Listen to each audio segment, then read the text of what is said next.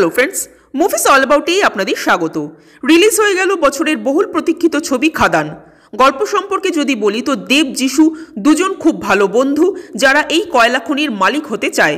ধীরে ধীরে তারা নিজেদের সাম্রাজ্য বিস্তার করে, কিন্তু এই সাম্রাজ্য বিস্তার করতে গিয়ে তারা কোন কোন সমস্যার সম্মুখীন হয় এবং পরবর্তীতে ছেলে দেব এই ঘটনাটাকে কিভাবে এগিয়ে নিয়ে যায় সেটা জানতে হলে আমাদের মুভিটা দেখতে হবে। এক কথায় বললে এই মুভিটা একটা বেশ ভালো মুভি। প্রথমেই যদি এই মুভির পজিটিভ দিক নিয়ে কথা বলি তো ফার্স্টেই আসে এই মুভির গল্প। এই মুভির গল্প কিন্তু বেশ ভালো। এরকম নয় যে এই ধরনের গল্প আপনারা আগে কখনো দেখেননি, কিন্তু এটা একটা মেনস্ট্রিম মুভির গল্প হিসেবে কিন্তু অত্যন্ত উপযুক্ত একটা গল্প। এরপর হলো এই মুভির ডায়লগ। কিছু ভালো ভালো ডায়লগ তো আমরা অলরেডি টিজারে ট্রেলারে শুনেই ফেলেছি। এছাড়াও বেশ ভালো ও ক্যাচি ডায়লগ কিন্তু মুভিতেও আপনারা শুনতে পাবেন। এই মুভির গানগুলো অলরেডি সুপারহিট। কিশোরী গানটা তো বড় পর্দায় দেখতে বেশ ভালো লাগলো। এটা কিন্তু ঠিক মোবাইলে, ল্যাপটপে বা টিভিতে দেখার মতো নয়, বরং বড় পর্দায় এনজয় করার মতোই একটা গান। কিন্তু সবচাইতে বেশি ভালো লেগেছে রাধারানী গানটা।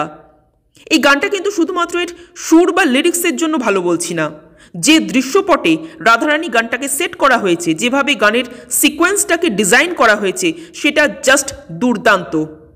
পুরো সিনেমার মধ্যে বেস্ট সিন আমার লেগেছে এই রাধারানী গানের দৃশ্যটা। অভিনয়ের কথা যদি বলি, দেব কিছু কিছু দৃশ্যে বেশ ভালো অভিনয় করেছেন। বাবা দেবের অ্যাকসেন্টগুলো শুনতে খুব ভালো লাগে, তবে ছেলে দেবের অভিনয় ফ্লেক্সিবিলিটি অনেক বেশি ছিল।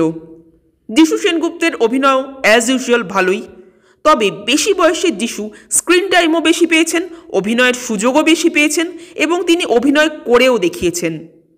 অনির্বাণ চক্রবর্তী ও জন ভট্টাচার্য দুজনেই একটা দুর্দান্ত পারফরমেন্স দিয়েছেন। দুজনেই স্ক্রিন টাইম কম পেয়েছেন।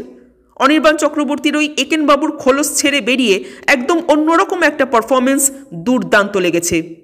জনের চরিত্রটা দেখার পর অনেকের মনেই সেই একই প্রশ্ন আবারও আসবে, বনি ঠিক করলেন না ভুল? যাই হোক, এবার যদি আসি নেগেটিভ পয়েন্টের দিকে, তো প্রথম নেগেটিভ পয়েন্ট হলো এই মুভির এডিটিং। এই মুভির এডিটিং ও স্ক্রিপ্ট যথেষ্টই দুর্বল, তবে সেটা কিন্তু শুধুমাত্র ফার্স্ট হাফের ক্ষেত্রেই প্রযোজ্য।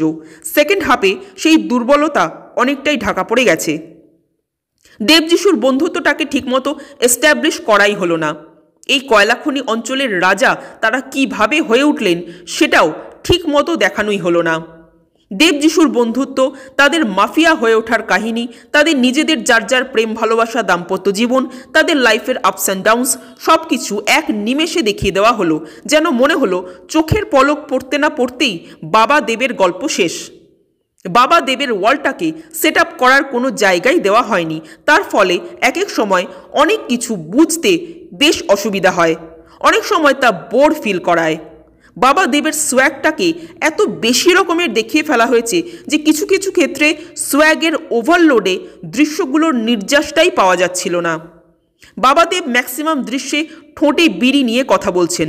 মুশকিলটা হলো একই দেবের কথা থ্রোয়ের মধ্যে সেই স্পষ্টতাটা নেই, তার উপর আবার তিনি মুখে বিড়ি নিয়ে কথা বলছেন, ফলে ডায়লগ দর্শকের কান অবধি এসে পৌঁছায় না সব সময়।